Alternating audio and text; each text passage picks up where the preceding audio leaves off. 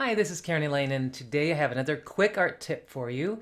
You know how those brushes that you buy, sometimes after maybe you get them home, the synthetic brushes can get, their hairs can get squished or curved or whatever happens, and they become unusable pretty much.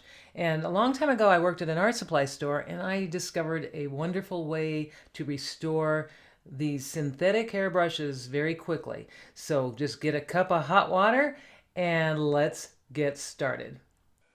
So I've got this brush here that looks a little sad. And all I need to do is bring this just out of it's just brand new boiling. I just took it out of the hot pot and I'm dipping it in to the boiling water. And I'm going to leave it just for about 5 seconds or so and gently take out. And you'll see that the tip is completely restored.